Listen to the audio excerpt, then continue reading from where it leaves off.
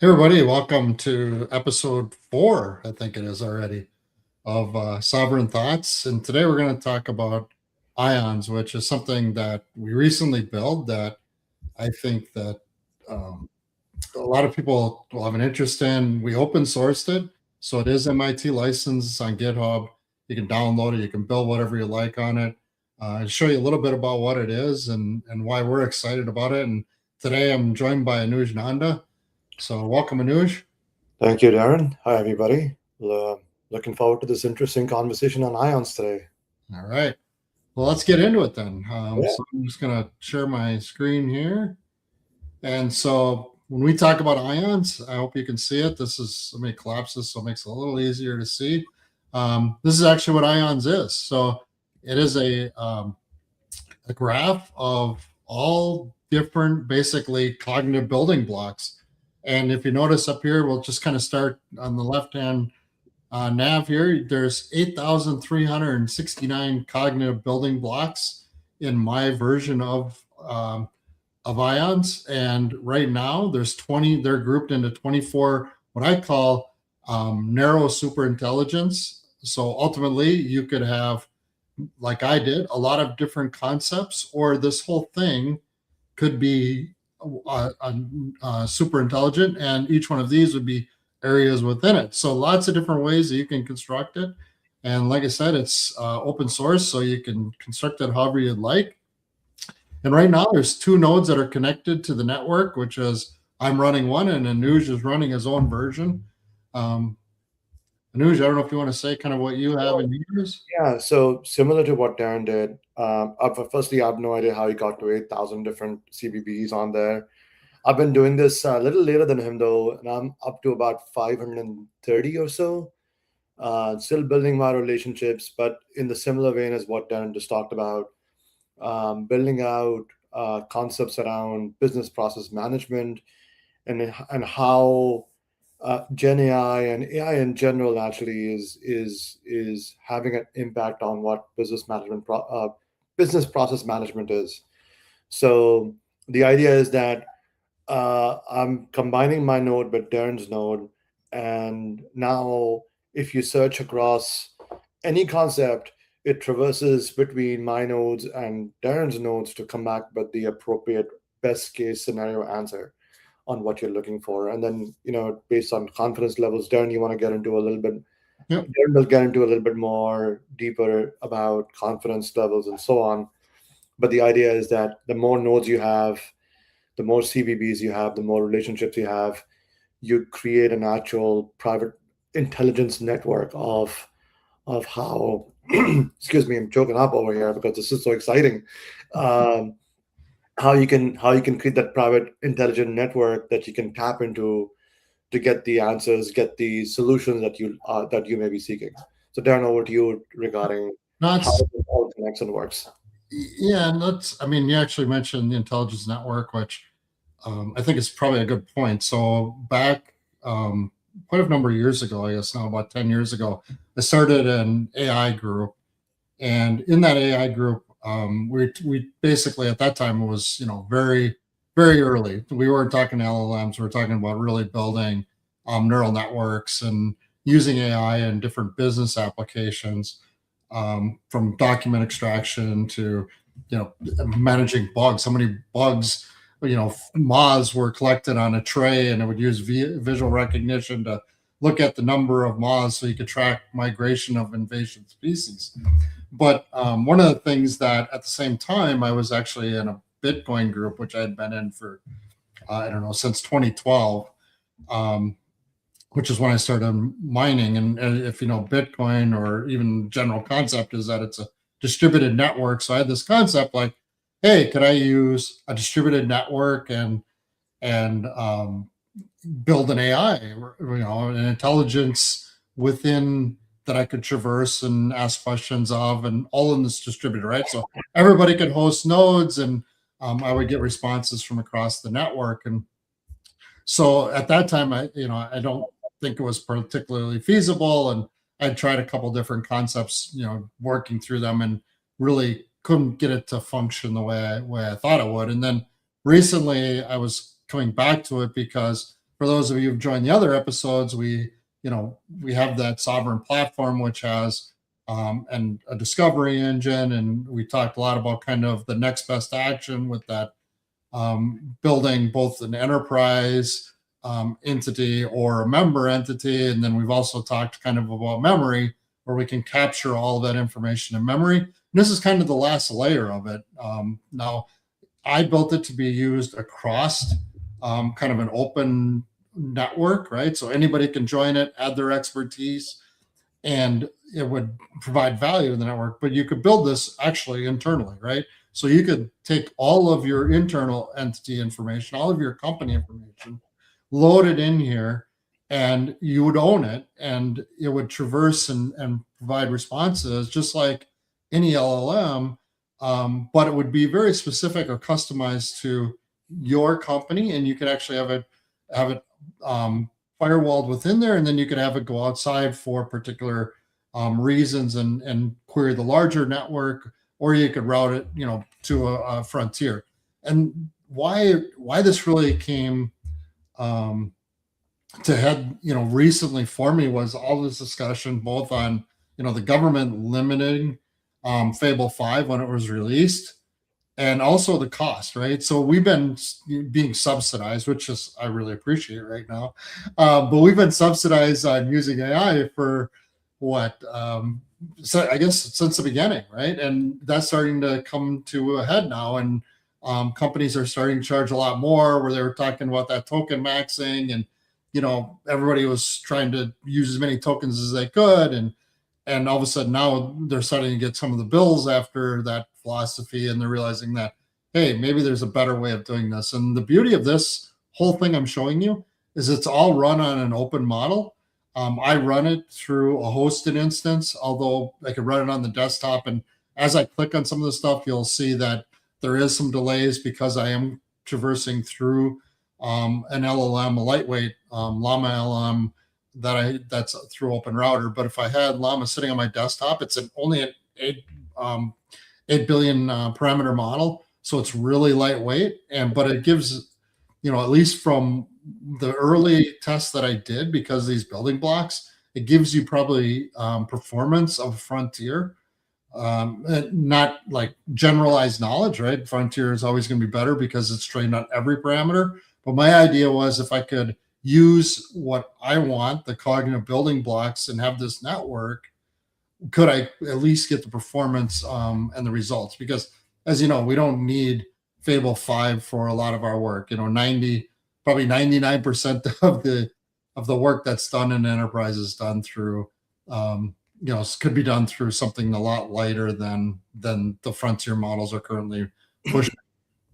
And the other thing about this too is that if you do move to agents, you can use this as kind of your agent knowledge as well. So I think that's pretty exciting. Nuj, I don't know if there's anything you want to add, but otherwise we can kind of get into what I'm showing on the screen, which is the graph. Sure. Just another aspect of what I think you alluded to when you mentioned that it sits within the company, right? Or it can sit within the company or Right. enterprise. That it's you can govern this really well, right? It captures not just the cognitive building blocks, but also, when you're retrieving something, what evidence supported that, how confident it was, what was the reasoning path behind the production of that response. We'll show that in a second when we click on. Sorry, if I'm jumping the gun. We'll just go through the blocks here, and then we'll run into Explorer, because I know you're excited about that. Yeah, I totally am, because it's really changing the way that I also think about how to use lightweight models effectively to help maintain costs in a fairly budgeted manner. So anyhow, why don't you get into the demo, Darren, and I'll jump in based on what else of this excites me. So basically, I have the cognitive building blocks. They're all arranged in these clusters, and you can see them up on top here. It's the same ones that are listed down below. But if I want to find out what's in a cluster, let's say human behavior, I can look and say, okay, there's psychology, behavioral psychology, and within there's 12 cognitive building blocks. And these building blocks, the flexibility is they can be whatever you want them to be, right? In my case, they're all around pieces of knowledge that I've extracted either from things that I've wrote or books or wherever, any type of information that I have, and I'm using that to help kind of inform. And mine is fairly generic because I want it to be one of the base. This is basically the one that sits up on the internet. If you go to the website, which is ionsprotocol.org, you can see it and test it out. But I wanted mine to be fairly broad, so I have a lot of different things in here. You can see geography. Well, what's in geography? It's kind of, these are now at a cognitive building block level, and you can see the little scores here about how confident I am in these particular building blocks. Like water scarcity will become a primary source of international conflict in the 21st century. So that came out of a particular book, and I can probably find it within my building block, but it's up here. And it kind of tells me geography, it was published, and it has confidence about 85%, and I can query that if I'd like. But anyway, these cognitive building blocks then all form kind of this human behavior function. And if I go back to it, you can see that they're all arranged here. But more importantly is the relationship. So you can see, let's click on one. Climate change is not connected primarily to any of the other ones because it is a different type of node than some of the other ones that I have in here, which are all systems and leadership and blockchain. Now, that was an interesting one. Blockchain technology kind of connects to all of the different nodes or all of these different kind of narrow superintelligence clusters that I have. And if I also look here, you can see different kind of weights, I guess, of the lines. That's how heavily it influences or feeds into those other ones. But the interesting thing is blockchain is coming from this one right here. It's getting something, which is artificial intelligence. I didn't plan that one. It just happened to be the one I picked.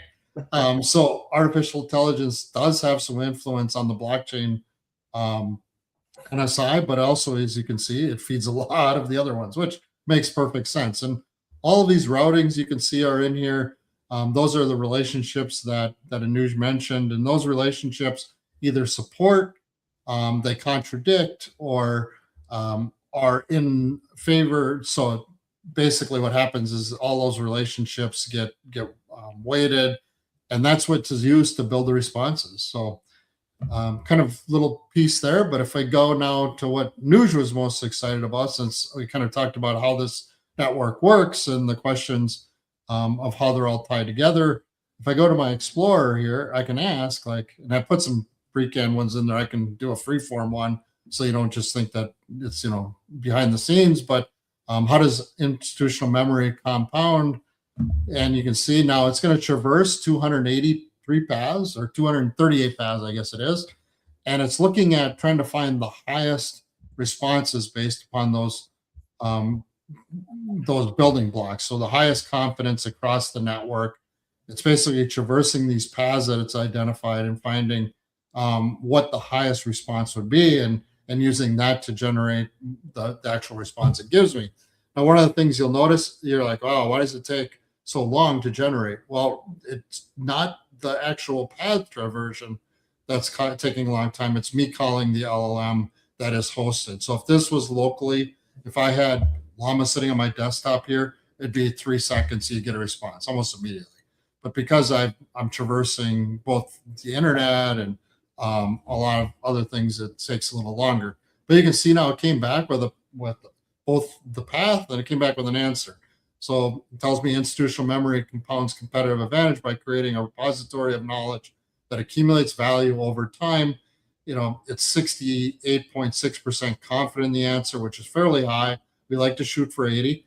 And part of the reason is because, even as many CBBs as I have loaded in here, it's not all of them, right? It still has to fill in some gaps. And you can see, like Nuj was saying, there's a reasoning chain here. So the first thing I looked at was a notebook system Einstein implemented requiring researchers to document every experiment. And that was CBB 1692. And then it was extended through this one and was supported by this one and then extended. And you can kind of see how it traversed the different paths to get to this response. And I think in a regulated industry where this really becomes relevant, right? Because in a regulated industry today, when I type into ChatGPT, it gives me a response. I have no idea how it came to that response, or did it, did it hallucinate? Did it make things up? What was its confident in the response? Here, it's all exposed. It tells you this is fairly confident response, but it's not perfect. As a matter of fact, it even says, while the primary pass confidence is above zero point 0.6, additional knowledge on institutional memory accumulates value over time, particularly in relation to organizational scale and complexity, would strengthen the answer. So it tells you why it could improve its answer, and how, if you wanted to, I would focus on adding some more building blocks in organizational scale and complexity, which would increase the confidence and therefore the result. But I think the beauty of this is, if you're running this organization, you could, if you had let's say an agent today, you have no idea how it formed its response. Well, now you could look at it and say, oh, it's using these particular cognitive building blocks to form that response. And the other thing about that is, I was just commenting, matter of fact, earlier on a LinkedIn post, when we look at governance, do I manage it at the response? Like, hey, I want to make an offer, I want to do XYZ. Or do we say, how did you get to that request? How did you get to the intent to make an offer? Because if you look at the how did you get to it, the reasoning to do that, it's right here, right? So maybe that's the governance level that we should be looking at versus the intent.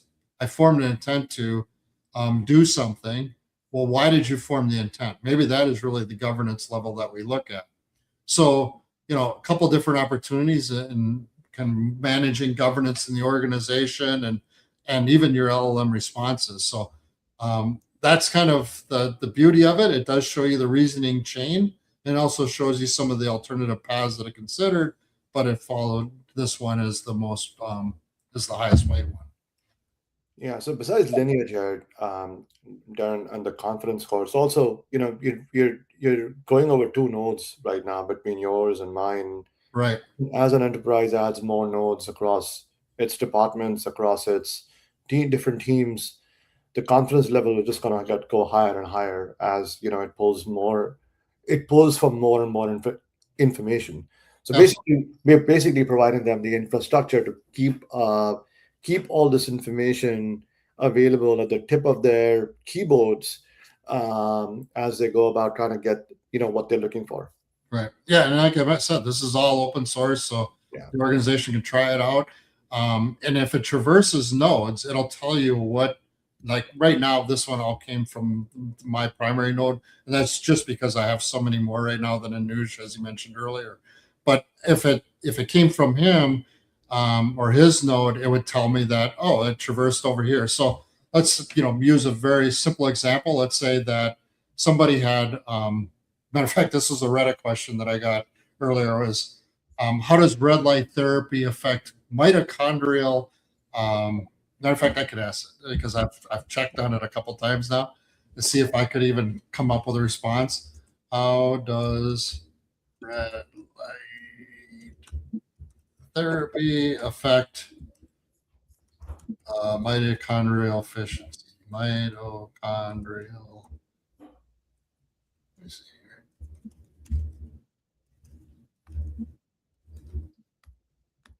Efficiency. Okay, mine has not been. There's nothing in here that I've loaded that says mitochondrial efficiency.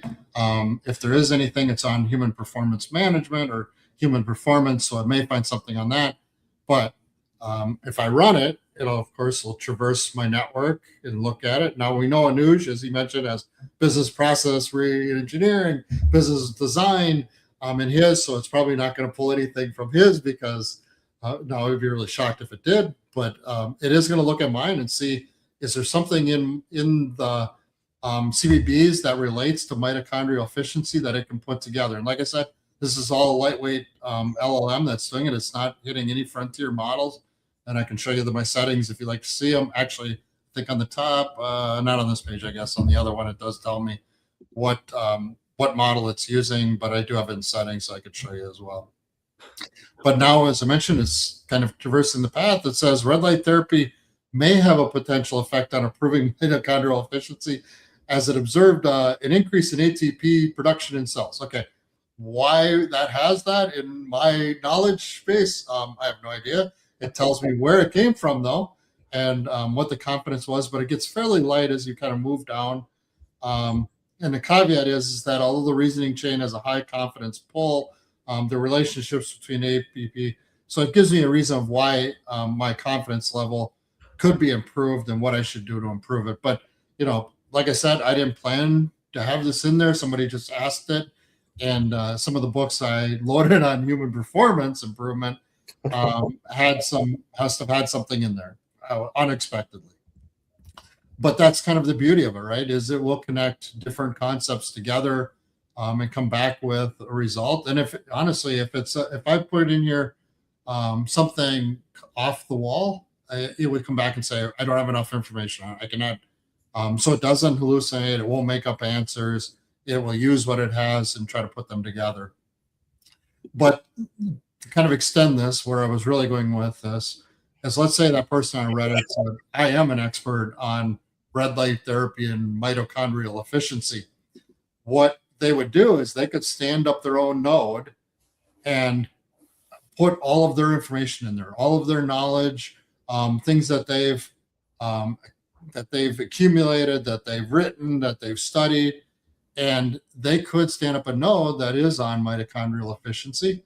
And when I requested from mine, it would not use mine anymore because it's not particularly knowledgeable about it. It would go and say, oh, there is a node out here, though, that is very knowledgeable about it, and use that information to bring it back to me. And you may say, well, why would they do that? Well, that's part of the beauty, right? Is that this person, whoever set that up, could actually gate that, right? It only lets certain people come through there, and therefore they want they limit me and I'll never see that node, but they may let a Anuj through and his queries will have it in there, right? So you can control um, what is exposed and how you're rewarded for it. Maybe you charge a subscription for your node. Like I said, this is all open source. You can do whatever you like with it, but you could charge a subscription for your information, for your knowledge. Maybe if you're an academic and you want to see, you could say, hey, I have this node out there on mitochondrial efficiency. I'm going to use that one for a second. And look at how many times it gets referenced as being one of the key drivers within this network. So there is a lot of kind of professional prestige that can be gained, but we do have a rights capability where there's rights and attribution that are built into the CBBs, and we'll have a claim submission process where maybe some rewards are escrowed for people that have high value. So the reason I built that was really to give some way of provenance and reward or claim across the system as it continues to grow. So you're not just contributing, or they don't have to contribute for free to the network, but like I said, it's up to them how they want to do that. If they just want to be the expert, the known expert, because they speak on it a lot and they want to get invited to speaking engagements, they can make it open source. But however they want to do it, that is completely up to them. I said I would show you my settings. As I mentioned, my model, there it is, Llama 3.1 8B, lightweight and fast. Now, you may say fast. Well, it's fast for what I'm trying to make my way across. Like I said, if I had that local, right away my response would happen. And ultimately, that's my goal. Once I get this tested and built, then I'll probably host a local model that can perform as well as some of these frontiers on my specific domain that I'm building. So that's kind of that. As I mentioned, you can see my node. There is, not sure why clusters must be rebuilding right now, but there is 8,369 cognitive building blocks out there. You can see like down here, my registered nodes are both mine, and then Nuj's Neural Nomad BPM Genesis node. So you can manage kind of what nodes are registered to the network. Now this is the Genesis node, so this is the one that feeds the whole network. This one will always be up. I may build another one just for me. And like I said, when when I have a couple different kind of, let's call them second brains, one for the consulting firm, one for Sovrain, which is more of my idea development firm, and then I have a personal one, and I may load all of them in there just for me to use, and it'll be registered to the network, but my access is limited, or I haven't really figured out how I'm going to do that yet because I'm trying to figure out. I'm just been building the Genesis node, but anyway, this is kind of what I wanted to talk about, which was this concept of ions. It's new. We've been only building it for, I guess, a couple of weeks now. The concept has been being built for a long time. The actual network and the CBBs are fairly new, and we're hoping that other people will join, register their nodes as they have other expertise, or if companies are interested, right? Try the software out. You can go out. Like I said, if you go to ionsprotocol.org, you can hit the GitHub, pull it down, do whatever you like with it, test it out. Let me know. I'm really interested in what you're finding. How's it working for you? What kind of features did you add to yours that I don't have in mind? Because this grows like every other distributed network and distributed concept. It grows through people participating in it, trying it, testing it, and really expanding for it or with it. So, anything, Anuj, that you? No, I just want to reiterate that this is an open protocol, right? It's not a platform that takes ownership of any contributed content.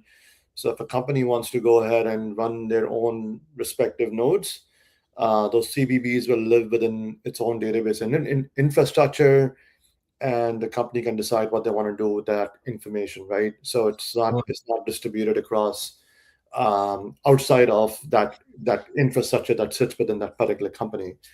Couple of things around applicability that I've been thinking about since I've started to use this, right, is we've been talking about how firms, companies, banks, etc., have a lot of trapped knowledge within employees, policies, exceptions, approvals. Now, this gives them a way of putting all that within CBBs and capturing that within the specific infrastructure that they basically can have within their own company or decide to share across multiple companies. Right. And if you're regulated like a bank is, it shows you its decisioning, its reasoning path, which, for a regulated entity, healthcare, banking, anywhere that it shows you exactly what it did to come to that conclusion. So that reasoning path, I think, for a regulated entity especially, is going to be important and kind of critical as they look forward. And if for some reason, the frontier model is unavailable today, you can keep working, right? There's nothing that stops you. You have it all hosted locally. The memory, basically this is great big kind of institutional memory. And if, as News said too, the other thing I see kind of interesting is if you own multiple entities through acquisition, through purchase, you can have each one of them have a node just like I do, and you could query across the nodes. So maybe within your network, you have all the companies, you see all their nodes are registered, and then you could ask questions like, hey, how does this company, how do these companies differ in the way they do XYZ process or way they handle, or what's the combined income of all my entities?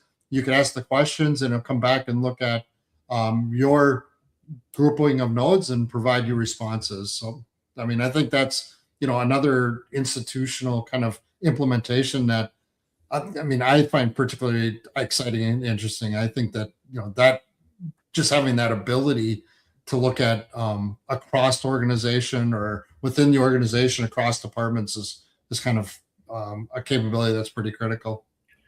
Yeah, and the other example, and Darren, I don't know if you want to get into some specific examples that we want to test out, that you and I were talking about. Hey, can this potentially become a PMO for a company? Right. The fantastic part about this is it creates relationships. So you can ask a PM in one department about a particular project that may have dependencies with another one, but they may not know about those dependencies. And you ask the other PM about their project, their answers may be very different about those dependencies. But here, since you're building those relationships across departments, across projects, across timelines, it will help you navigate through those highlight and expose risk in a much faster time frame. So that's something that I'm actually going to be, trying to build out right now. As Darren mentioned, I'm building out business process management. Just want to see how that kind of plays out with the stuff Darren's building. But right after that, I want to build out, seeing if I have multiple different projects going on, how I can put them all into ions, build those relationships, and then look for issues, risks, other highlights that I should be aware of as I use this particular platform. Yeah, and I mean, actually, that's kind of an interesting application because I thought, you mentioned it before. I kind of thought through it briefly and moved on because I was looking at other things. But now that you mentioned it again, I was thinking, we came out of very large organizations initially.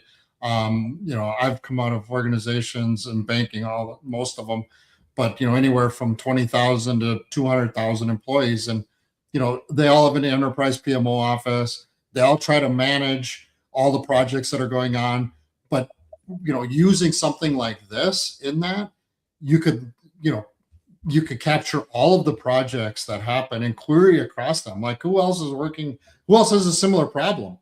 It could be as simple as that. Or who else is working on this particular thing? Maybe you have 2,000 projects running in that organization. Not unheard of. Half of them across the side of a desk, right?